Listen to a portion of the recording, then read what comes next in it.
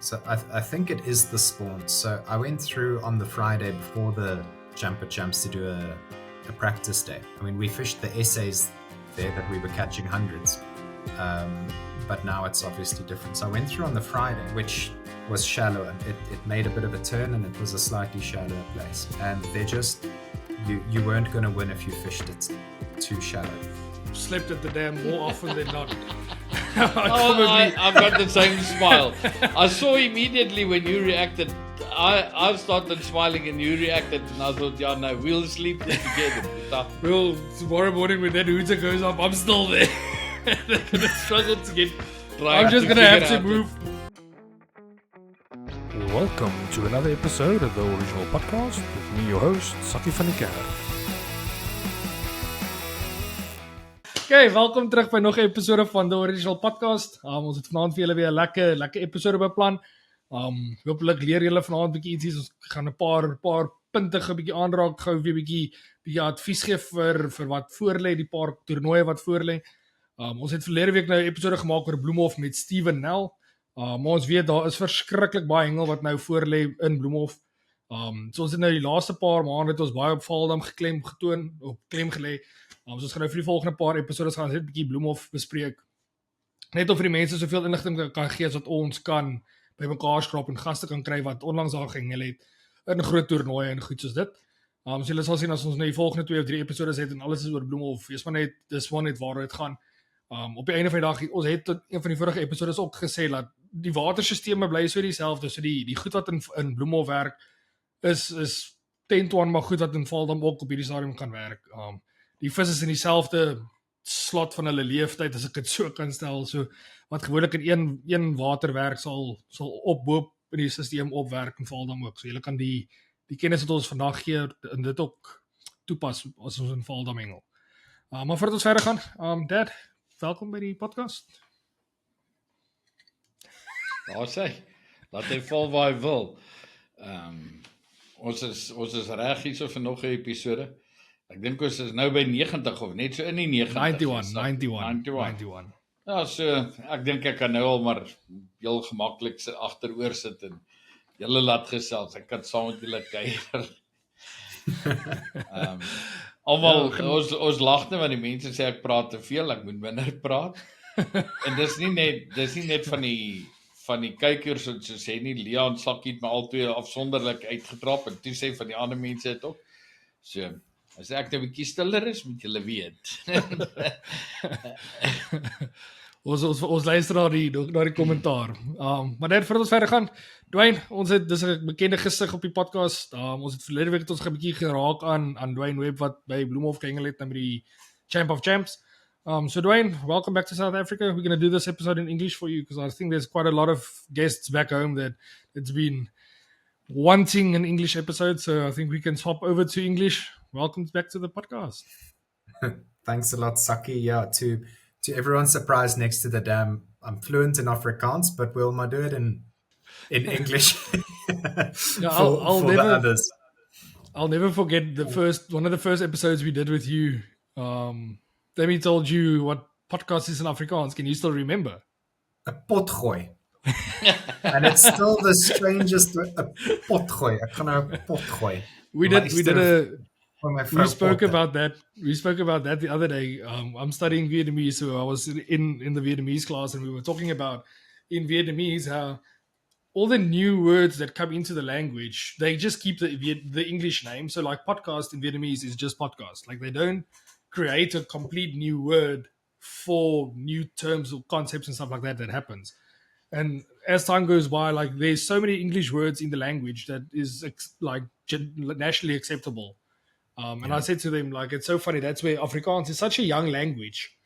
But we still have an Afrikaans word for most of the stuff. Like if you think about science and math and everything like that, we've got Afrikaans words for all of those terms and everything. You can go look and you'll find an Afrikaans word. Whereas in Vietnamese, if you go study math or something like that, you'll just come across the English words in the textbooks and stuff like that because they just don't have the Vietnamese word for it. And we spoke about podcasts and I'm like, because we've got a thing called potgooi. And I mean, it's such a uniquely South African word. Like, you can't say it is like a variation of podcast. It has something about podcast, but in a completely unique It's way. actually very much the same. Pot and pot, Cast. cast and gooi. Yeah. Gooi hom. Still funny though. But yeah, we'll gooi hom. We'll gooi hom today. Let's go. Dad, you're talking about we're on episode 91 now.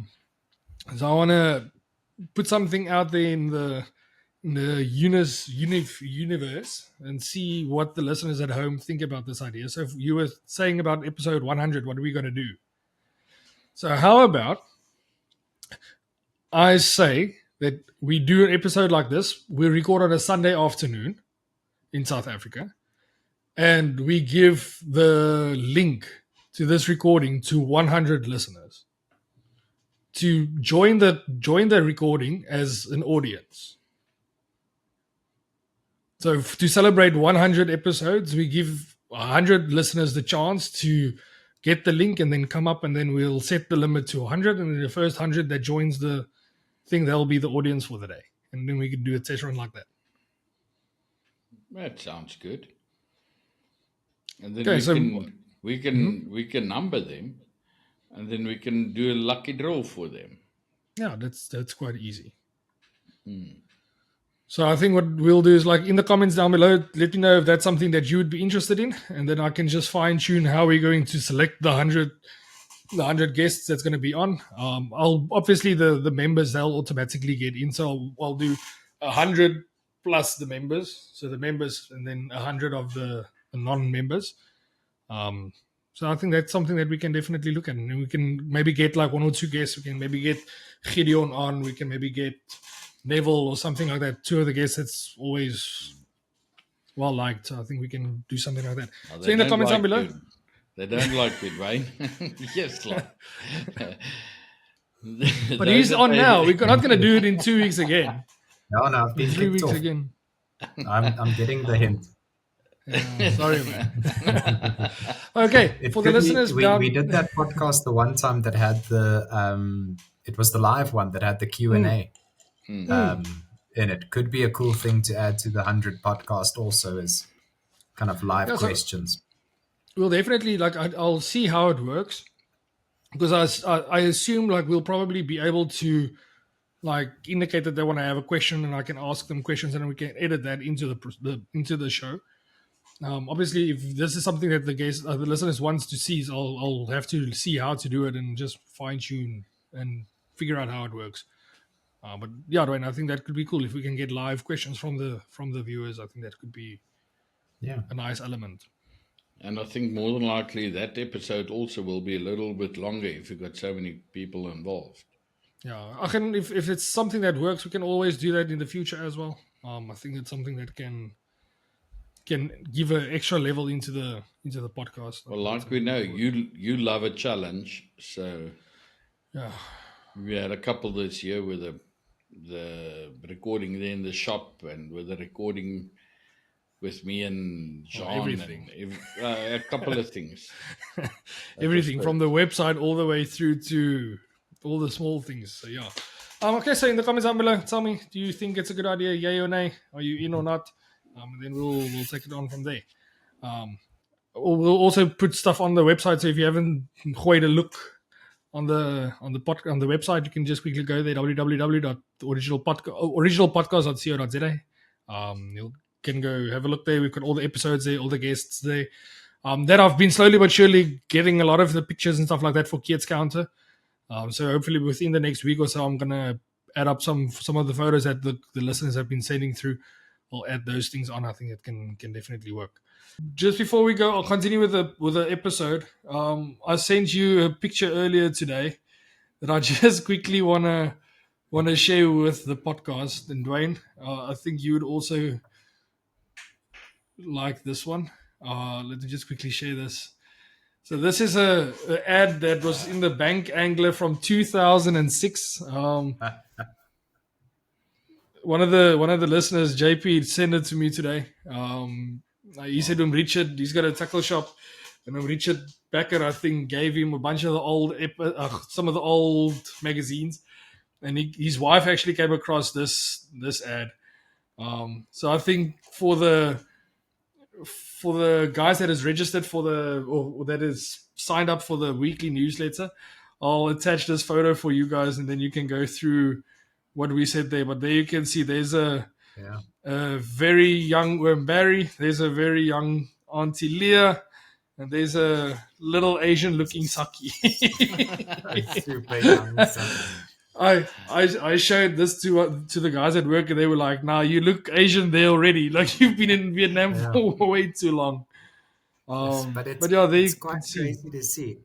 FX, no, Husky, Janine. PPJ. Yeah. What was PPJ? Do you Paul know? Benin Pajeru. No. PPJ is Polo and Petit Janine. Polo and Petit Janine. Polo and Petit Janine. Yes, like in Polo, I think was for the best part of 20 years, absolutely my just go-to. quickly here, ne? So we were talking about Bloemhof now today, ne?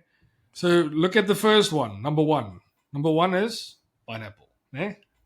Pineapple and X Factor. Yeah. Pineapple bombed up, number one. Almond cream, Husky, Palberin, Petit Janine.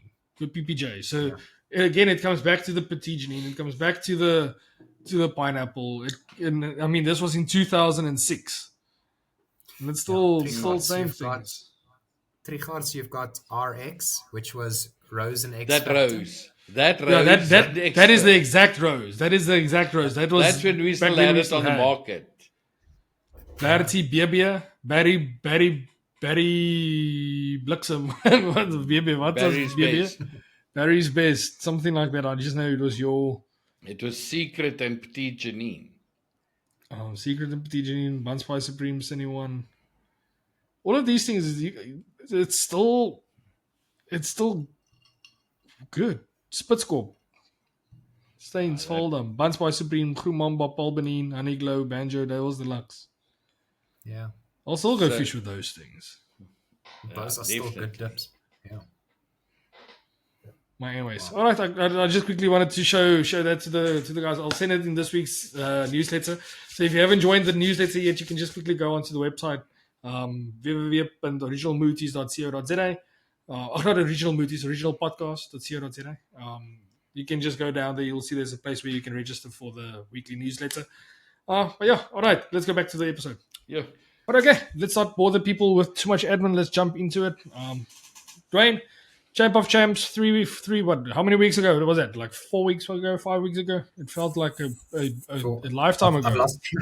I've lost track of time with how my live's been. I think it was 4 weeks ago. About a month ago. About a month ago. It was the week before the Magte toernooi, nee, Dad? Yeah. It was the week before. Where did you guys fish, Duane? We did the sloop also. It seems like every tournament at the moment's at the sloop. I mean, we had the Champ of Champs, then it was the Magte toernooi, the Safhof tour that Stephen was at and did so well at. As we speak, the juniors and Penkop are busy fishing a tournament there. I know Giano's he's doing the under 13 schools. He's in the SA schools team. And he had a good first day and a really, really good day today. So tomorrow's their last day. So yeah, the sloop is the hot venue at the moment, I think. If you say we did well yesterday and really good today, what elaborate on that?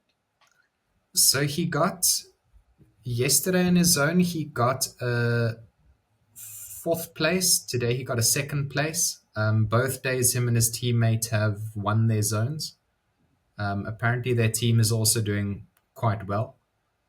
I think yesterday he got 9 fish and today he got 14 fish, 17 kilos or something like that. So they're catching some quality size. Then tomorrow, which would be Wednesday, is their final day. And then I think it goes straight into the Champ of Champs. And he's also fishing that in his age division. So they're doing a lot of fishing at the moment. Yeah. Yeah, I believe Gideon is also there for the whole week. He's part of one of the teams now, and immediately after that, he's part of another team for the next tournament. So will only be back next week, I think Monday or Tuesday. Yeah. That's why Yeah. Saki He's not when Sorry, Saki Barry. I wanted. was about to say he's Yeah. No, okay. you So, go. like, he's definitely not going to catch the 297 fish again that he did. But kind of at the moment in the sloop, if you're catching, between 10 and 20, you're probably in the money. No, it's actually quite strange that there's only like 10 to 20 fish coming out now. Because I mean, the sloop is usually like year round quite a bit higher than that. Is it not? Is it now just because of the pre-spawn or? So I think it is the spawn. So I went through on the Friday before the Jumper Champs to do a practice day. I mean, we fished the essays there that we were catching hundreds, but now it's obviously different. So I went through on the Friday, and the amount of carp spawning, you won't believe it. I pegged on the practice day next to a rietbos, just as you get to the slip left. So the first bit of the competition waters was where the seniors were. And it was just splashes until 10 o'clock. And I slowly walked in there, and it's just dozens of carp spawning at the moment. So I think Bloemhof's already heavily in their spawn season, and that explains why the nets have been kind of small that are coming out, But the fish have other things on their mind at the moment other than our bait. I think my dad looks a little bit frozen. Does he move on your side, Duane? Yeah, he's also frozen, but with a big Wonder frown. Yeah, I wonder if that whiskey is hitting harder than usual. It looks like it, huh? But he'll probably join a little bit later. Dwayne, what I have to say, like Bloemhof is one of those places where when fish spawn, when the carp spawn, it is quite a fascinating place to go to. Like I remember one year I was on the other opposite side at Vosreisbaai. Is it Vosreisbaai on the other side of the bridge? Yeah, It is Vosreisbaai, eh? I think so. Yeah. But where it's like extremely flat. We had one of our essays there, one of my last essays we had there. But anyway, so we were walking, or the minis was there. But we were walking there. It was not on that time, but just around that time we went practicing one weekend and also walking in there. And obviously because it's so shallow, you can see those carps. And you see those 3-4 kilo carps, like literally here, like this deep. And you can just, it feels like you just want to grab them and be like, hey, come here. So Yeah. and so it's really big, a fascinating thing. Yeah. Yeah. And it's kind of, you can sit and watch it for a while because, the kind of men are chasing the women. But they even as shallow as they are in the water, they're chasing each other even closer. So they almost beach themselves. It's extremely fascinating to see. But it's a good thing. That's what, that means next season we're going to catch a lot of fish. So, but that's why after this time, when you catch fish, you'll always catch a couple of carps where you can see like physically bruises on them, and they sometimes not in the best health. And it's like if you spend some time there looking at how they do it, you can understand why something like that would happen. I mean, at the end of the day, is like that's not a peaceful time in their life. Yeah. Whatsoever. Yeah. So I think that's the reason for the smallish bags that are coming out at the moment. Is it's just the kind of season. We all know Bloemhof to be a much better venue than it's fishing at the moment, but under the conditions, I think it's still it's almost harder to catch a fish, which is making it a really good competition venue at the moment. Is you to do well there and to get a good bag. Is kind of quick decision making. You're trying to catch fish that aren't hungry, and that made for like a very fun, interesting tournament. Okay, I see my dad is back again. Hello, Dad. Welcome back to Original Podcast. Sorry, the signal was just completely gone and went out and got it connected. I told Duane, I said, I wonder if that whiskey is a little bit stronger today because your face was like for a while. With the whiskey in the foreground, yeah. Sorry, man. Anyways. No, don't be. My dad always has the saying, "Don't be sorry, Be careful. be careful." Very, very Now your echo cancellation is not on, and I can hear Yeah. the echo. And But you I'm can't- trying to switch it on and I No, can't. you can't because it's already recording. But it's okay. Don't worry. It's not the end of the world. Duane, quickly give me a rundown. What was your game? I've got two questions. One that I want to come back to is earlier you mentioned that you went the Friday before the tournament to practice a little bit. So I want to go through how you will approach a practice day like that. What's your mindset when you go practice, and how you go through your system, if I can put it that way, in determining what your game plan will be for the following day or for the following week. But before we get there, let's talk about the Champ of Champs. What worked for you? What did you do? What's interesting is the Champ of Champs and what worked for me is a greatest hits of previous episodes of the podcast, right? Look at Stephen last week and what he said, where the sloop makes a lot of little turns, right? So zone 1 and zone 2 were completely different. So I didn't do well the first day and I did very well the second day because it was two different waters and I fished the first day wrong. There's the episode with Werner Libbe where he talks about the feed and what you should do in spawning season or when the fish aren't actively feeding. And then there's the episode with Wim Skalk where he talks about fine presentation. So on the long drive back home, I kind of thought about all of them. What stood out for me on the first day, I got 2 third places. Remember the Champ of Champs, you fish a morning session and an afternoon session on day 1, and then day 2, a morning and an afternoon. So you're essentially fishing 4 sessions over 2 days, and you're getting a zone point for each session. Best points wins. So on the first day, I got a 3rd place and a 3rd place, which wasn't good enough.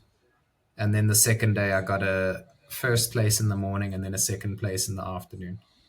So 3, 3, 1, 2, and that gave me a 3rd overall for the tournament. I can tell you what I did wrong, which is probably the biggest lesson learned, is that where I practiced, and we'll get to the tactic with practice, I practiced in the waters of the first zone, right, where it was slightly deeper.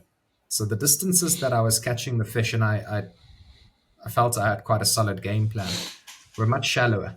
I was catching on 65 meters and 80 meters,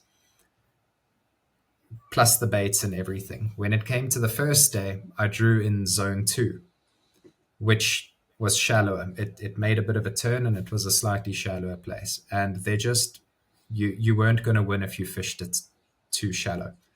So, I was, in hindsight, a little bit stubborn on the first days that I tried the shallow game. It gave me a few fish in the morning and I wasted the afternoon session trying to get it to work where I should have just moved deeper. The second day, I drew the peg next to where I fished the previous day. So the benefit there is learn from your mistakes. You've kind of taken your beating. Start at the distances you should have started and don't be scared to go out further. So the biggest lesson I kind of took away from it was the flexibility in the distances. Another thing was because the fish aren't actively feeding at the moment, they're eating out of curiosity, not out of hunger. You had to fish it insanely technically to get the fish, and quick decision making was also very important. You heard what Stephen said last week about he'd start this distance, it would go dead immediately, he would throw it further at the drop of a hat, right? First day, I was too slow to make those decisions. Second day, the moment I didn't get the fish within the time I wanted, I went deeper. And that quick decision making on a day where 14 fish is going to win you a day was very important. So the kind of finer things that I started doing was I fished my feed a lot harder so that it doesn't dissolve as quick as it normally would. So my feed is a carrier for the dip and not necessarily feeding the fish. Another thing I did was very fine bait presentation.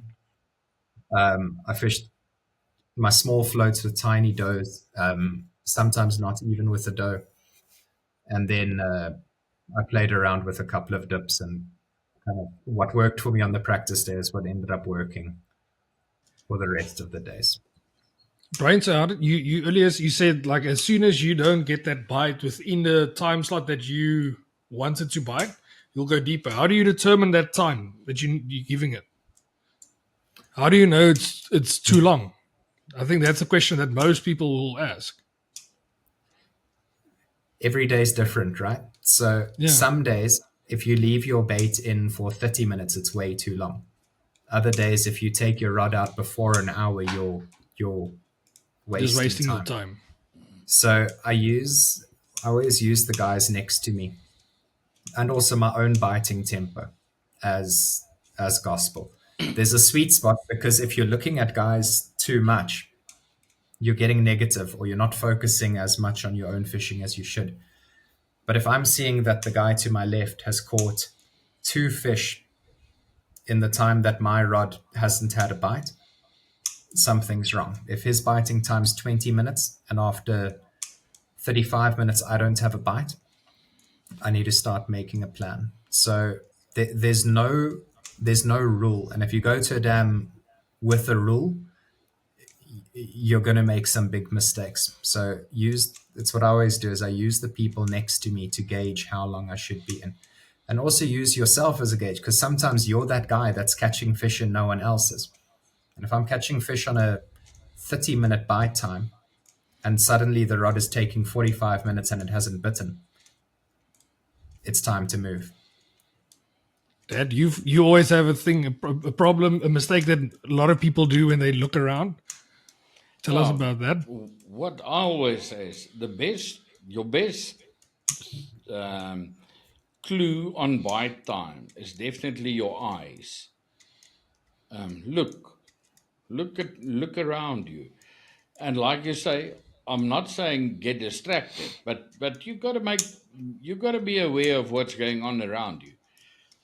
And what I always say to everybody is, you will see a lot of people is making the mistake by, especially in the mornings, you will get to the water, you get to your peg, hooter goes, you put your rods in. And after 35 minutes, old Frikkie 2 pegs away from you gets a bite and he eats it. Immediately, he's still busy playing that fish. And you will see at least 2 or 3 guys getting up from their chairs, take a rod and recast. 90% of the time before he's got his fish on the side. And I say that's completely wrong, because a fish, that fish that old Frikkie's got is giving you the first indication that the fish are now getting into the biting time. So the bait was in for 40 minutes and now the fish starts to bite.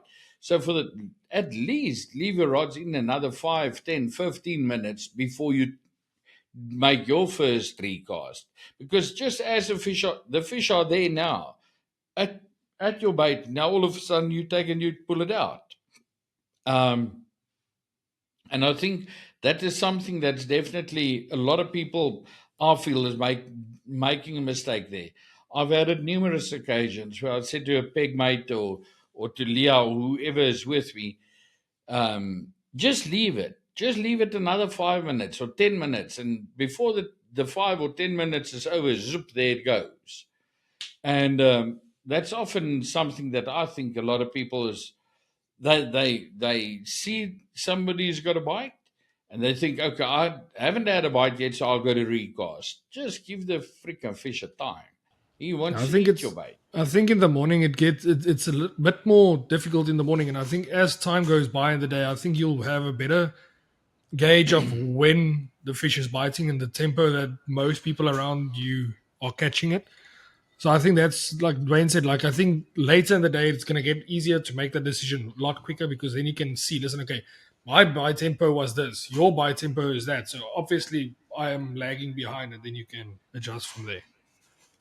Yeah, and there's a lot of factors that also play into it, right? So if Saki on my left caught a fish in 30 minutes, right? It might be that you're casting 65 meters and I'm casting 100 meters. If I'm casting 100 meters, maybe my rod's going to lie for 20 minutes longer than yours is, but my fish will be double the size. So it's not just looking at kind of how quick the other people are biting, but it's also about what distance the other people are biting at. And if it's your tactic for the day to catch a lot of small fish, you're going to pull your rods in sooner. If it's your tactic for the day to catch fewer fish but big fish, you're going to need a bit of patience, you know? Definitely. And that's what I also say, a lot of the guys tend to forget that because you see a guy that's in your zone catching a fish, but you more than likely you will not be able to see immediately if it was a short rod close by or if it's a deeper rod or what the situation was. So you're going to wait for him to recast, and then only you will see what he was doing. It might be that he, like you say, he's fishing a 65 or 75 in order to catch smaller fish.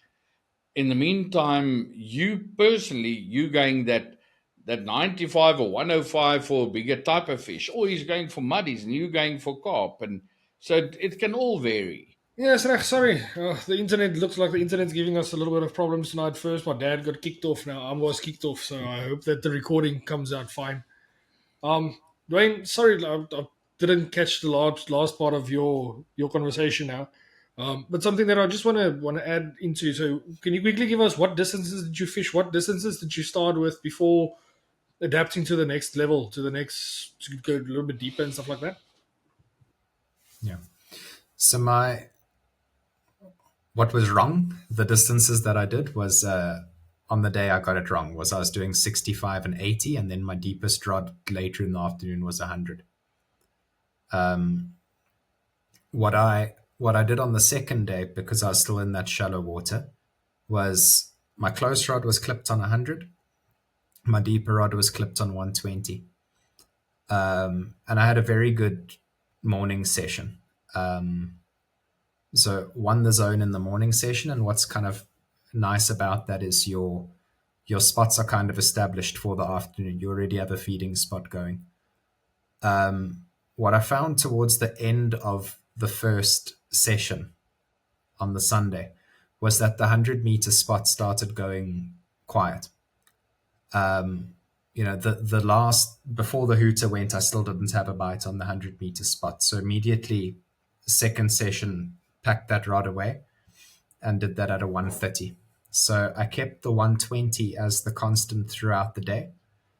But when the 100 went quiet, I moved it to 130. And that was the success for me. In the last hour and a half, the 120 went dead. So I moved both to the 130 and had a good afternoon session. I had the afternoon session, I had 10 fish, which was by quite some ways the most fish in the zone. Gijsie van Wyk was in my zone, and he just, I think he had 6 fish in the second session. One of them was a barbel, and he had a few bigger carp also. So something like with 30 grams or something, he pipped me in the second session. But I think the success for the day was, as soon as the 100 went off, I moved it deeper, and as soon as the 120 went off, I moved it deeper also. That kind of quick decision making on a difficult day, I think that's where things started to work for me. Do you think that's maybe why some of the penkopper and stuff is not catching as many fish this time as what you guys caught then because they can't fish at 130? I think so. I mean, where Guyana and them are fishing, they're fishing in the exact same waters that we were fishing. And in some pegs, in some zones, it's working for them that they can get there. But, I think Guyana's success in there, for his age, he's got a pretty big cast. So Guyana can get to 110, in the under 13. So I think that's a big advantage for him and probably why he's doing so well. I know he's starting one rod 75 and one rod 95. And then the moment the 75 goes off, he takes Duane's advice and he chucks the other one as far as he can. So I think that's been his success so far, is the quick decision making. And, if a rod doesn't work, change it, Do you know if there's any barbel coming out at the moment? I'm not sure at the moment. I know on the practice day they weren't having much success. They were having success catching on worms, but it wasn't barbel. With us, the only barbel that I saw over the 2 days was that one that Casey beat me with. On the practice day I tried for barbel and just caught big carp with my barbel rods. But I mean, it wasn't a game plan, which is strange. Earlier, you'd expect the sloop this time of year and it was quite windy. You'd expect the barbel to be on, and they just weren't. Yeah, because I saw earlier the week that Barend posted a photo of his klapkomp at Koppies, where those platkopper was lying down like that, and you could see like that was a very successful barbel day. So you would think that the barbel will be on the bite currently. Did you see the number of fish and the weight of that bag?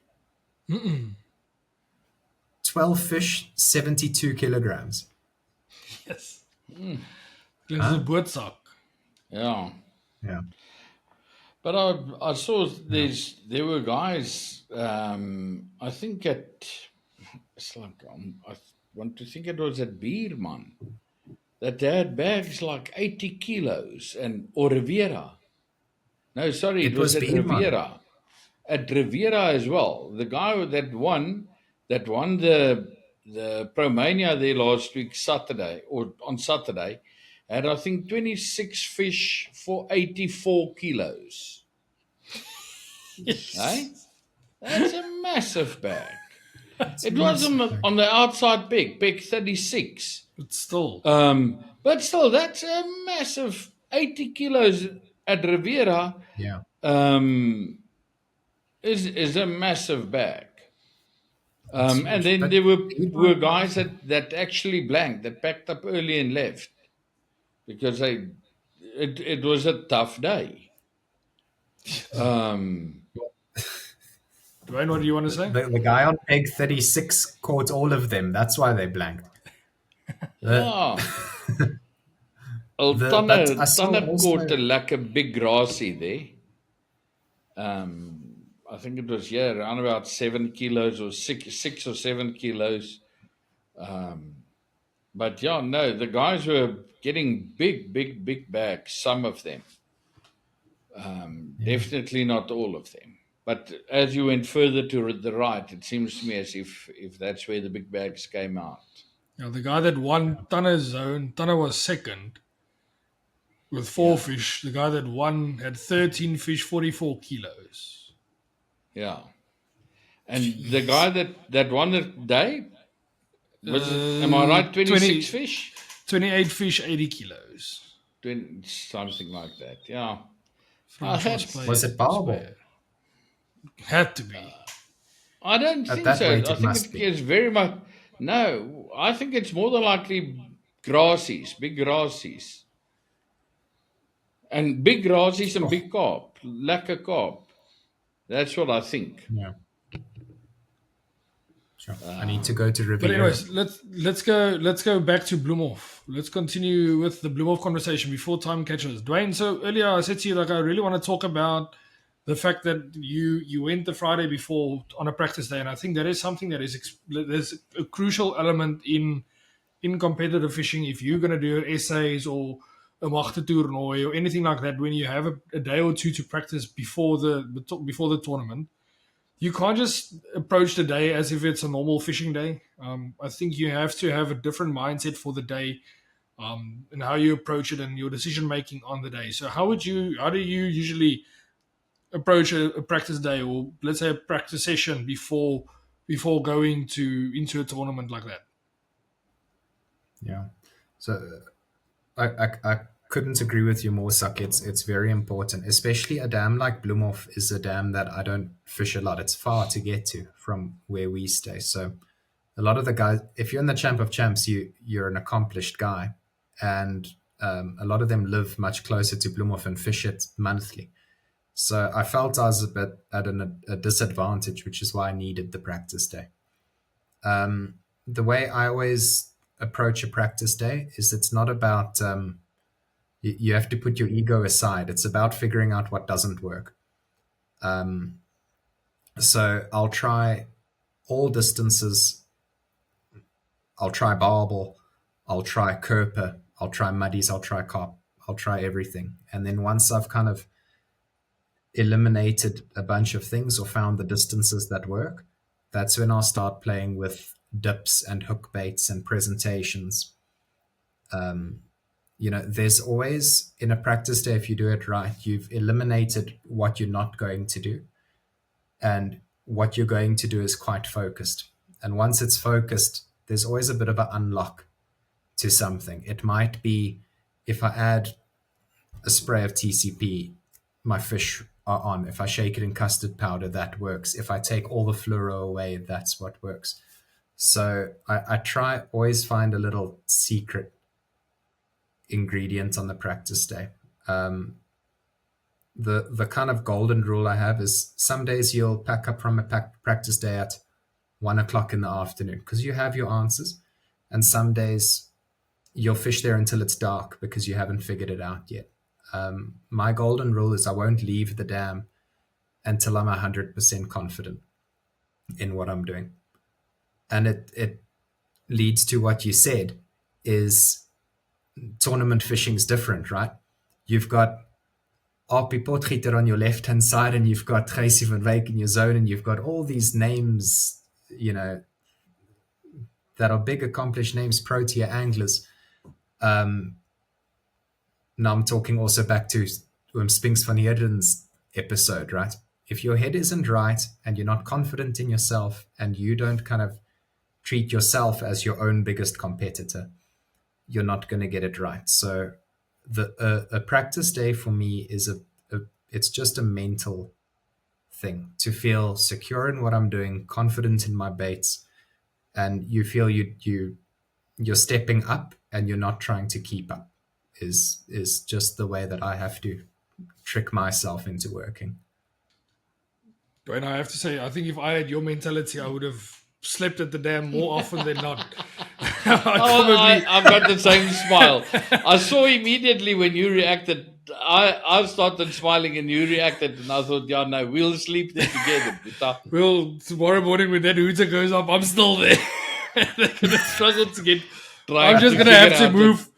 I'm just going to have to move from where I was practicing to my peg. I'm not going anywhere. But I understand exactly what you mean. Dad, I want to ask you exactly the same question, because I mean you've also have many years of competitive fishing and stuff like that, and I know you've got a specific way of approaching a practice day as well. So how would you approach it? Is there anything that you would do different to Duane? No, not much different. But I can tell the people he's talking around the bush. He's not telling us, listen, that's my way. I've got a specific way where I'd say, right, okay, I decide. You've done your homework before the time, so you heard that the fish are coming out on a 95 and 105.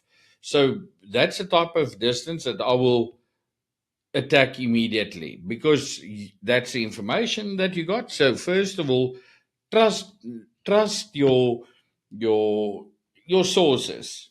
Trust your friends. That's something that RP always is a firm believer in that they're a group of guys and he knows he can trust all of them. So make sure that you got trustworthy information and then you get there and you try it. But what I would do is I would definitely, for instance, we decide now it's a 95 and a 105 or 115 if we want to do it that way.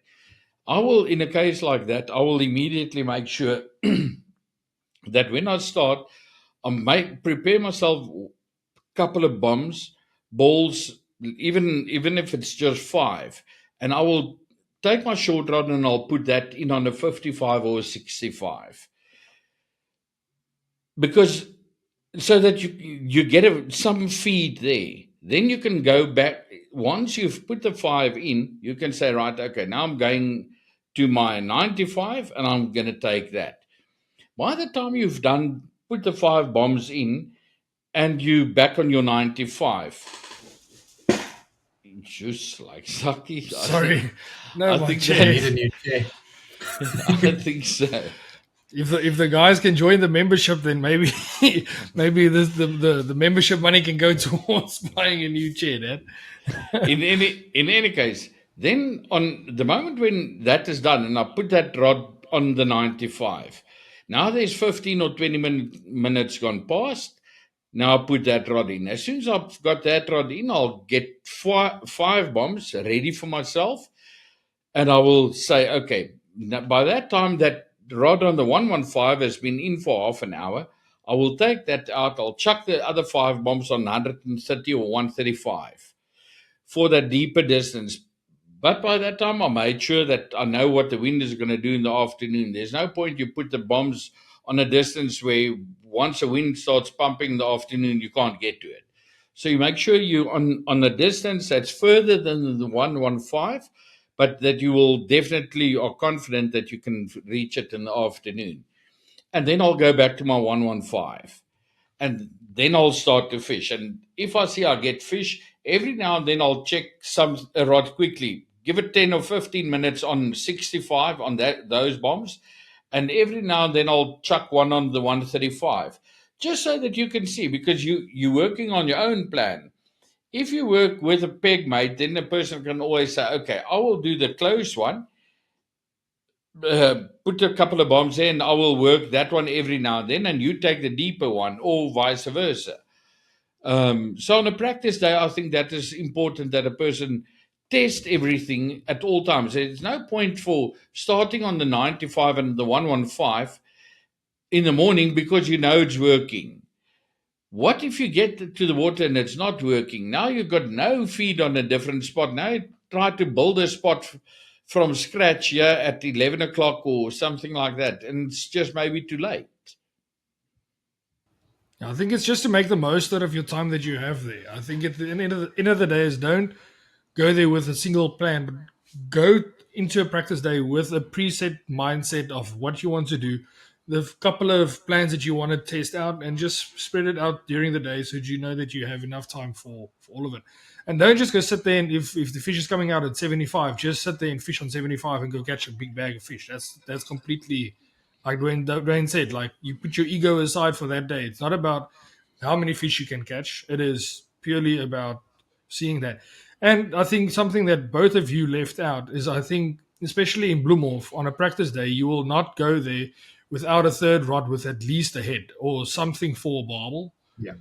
I think that is something that most of us will do at a minimum most part of the day. Or at least in the afternoon, you will go for a barbel just for the fun of it. Dad, you shaking your head.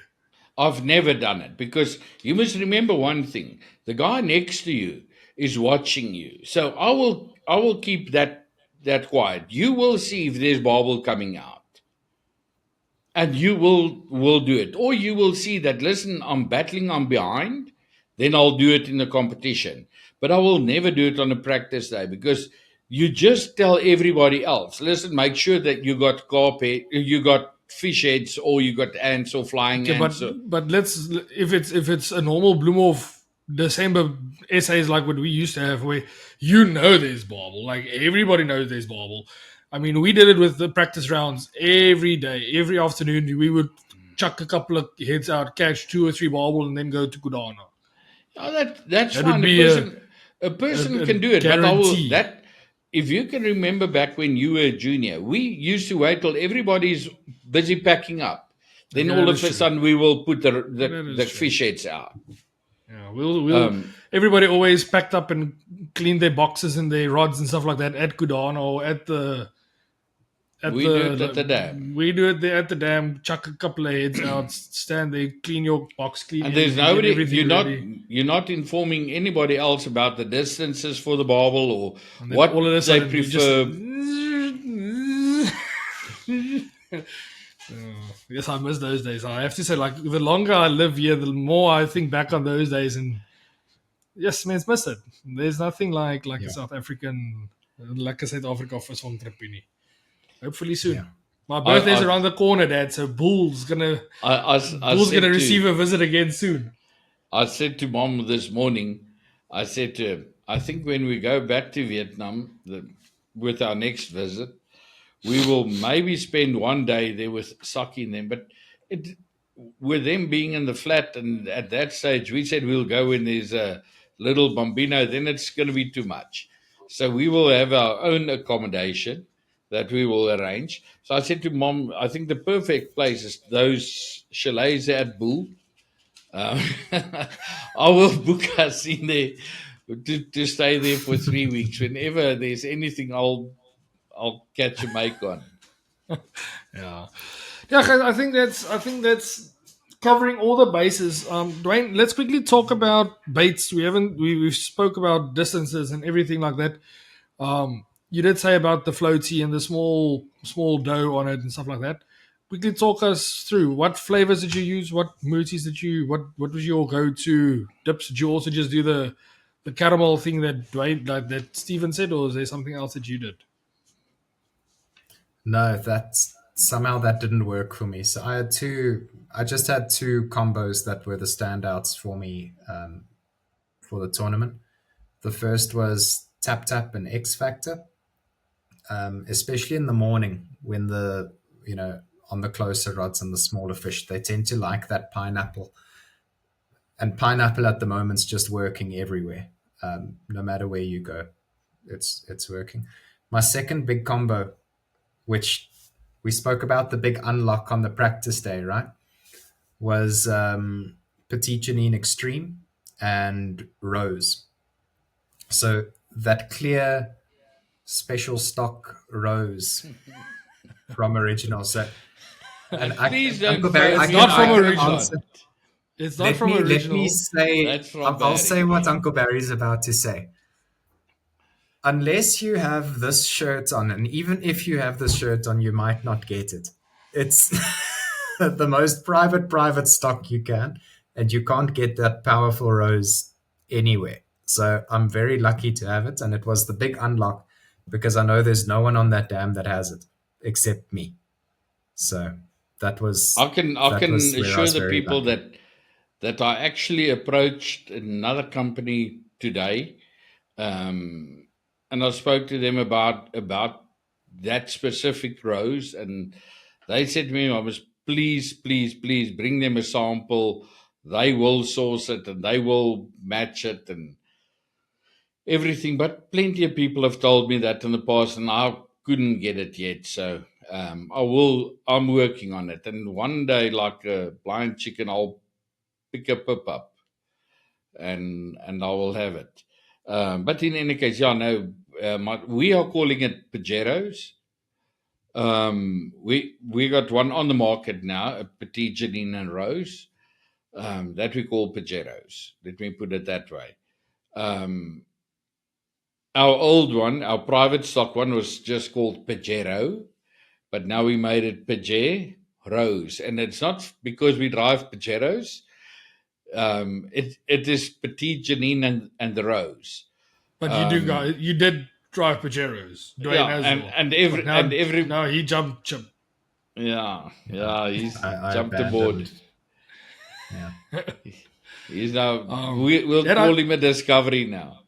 Dad, I do think that we just have to say something there. So we've always in the past said, and we've reiterated it many, many times on the podcast, that whatever products we use or that Duane has in his box or my dad has in his box, that is literally exactly the same as what you can buy off the shelf.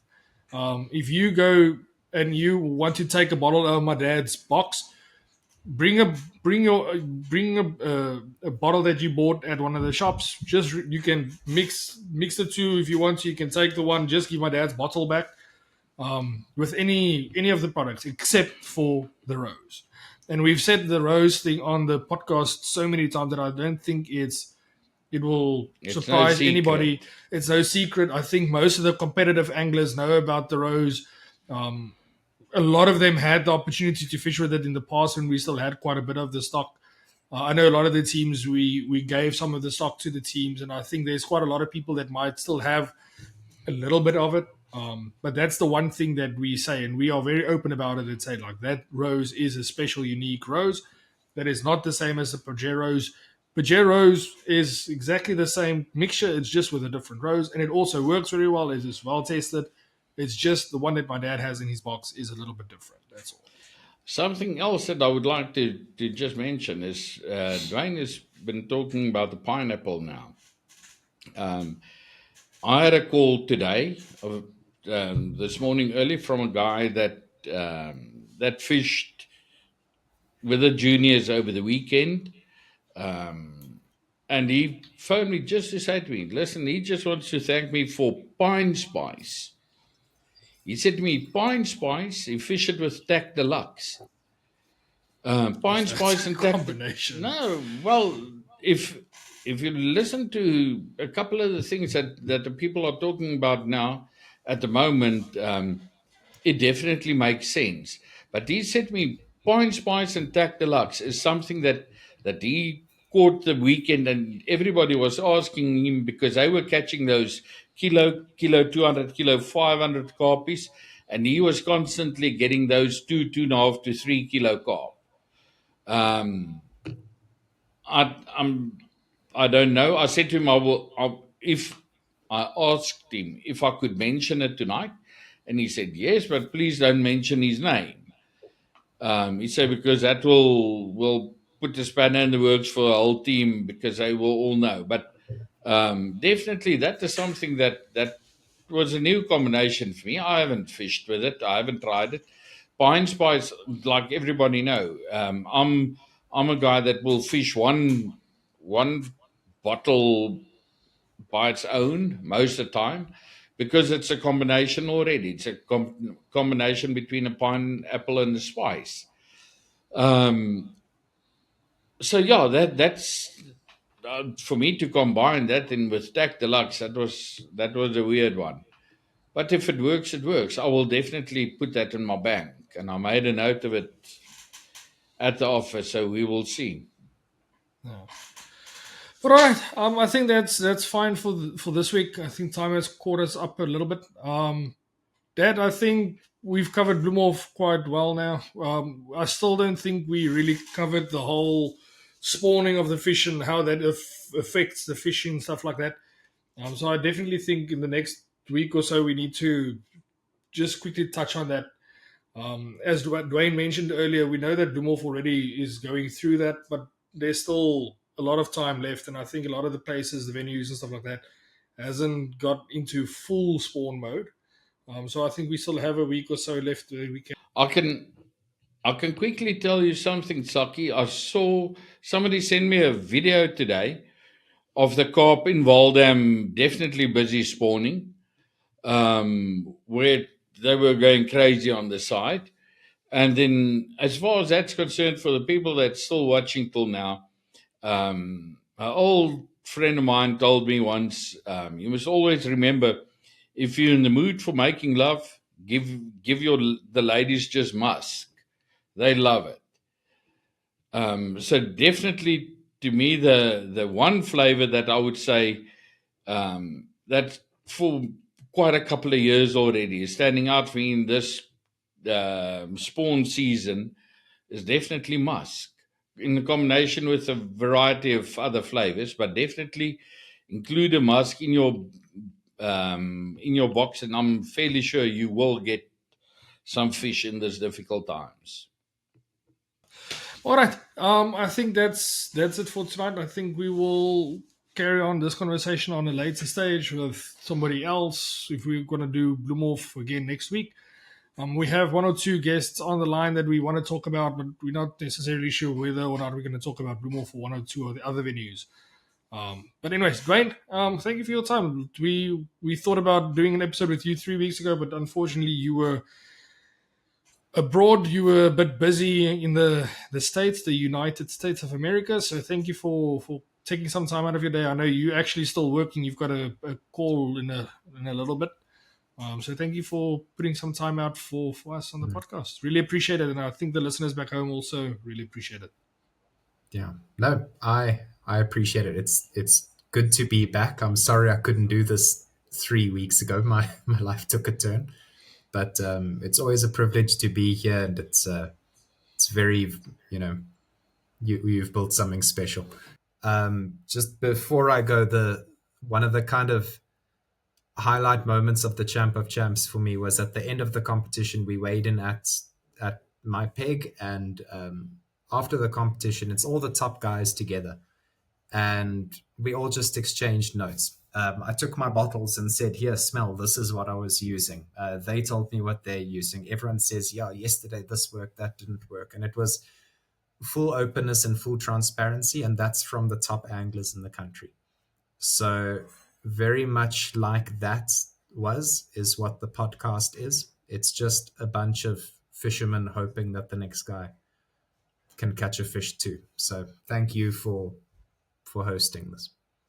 I think you are literally putting the whole point of the podcast there in a one little story. That was always the dream. That was the premises of the podcast. That was why I said to my dad, we should do this. This was never anything about anything else except for trying to get the information that we can get quite easily out to more people. But yeah, Dad, thank you for all your trouble. I really appreciate it. We'll continue this conversation on a different day. Like I said earlier, I think the two of us will continue chatting on the phone because we still have quite a bit to talk. But ja, dankie. Ek dink dit is lekker. Dis well done, Sak. Lekker. Ek het dit geniet. En ek het nog whisky hoor. Ja, myne is klaar. So for those of you that's listening till now, I want to say thank you to you. Remember, in the comments down below, let me know whether or not you agree with that 100 episode idea, whether or not that's something that you would like to join. But yeah, I'll see you guys next week, same place, same time. This is now episode 91. See you next week. Cheers.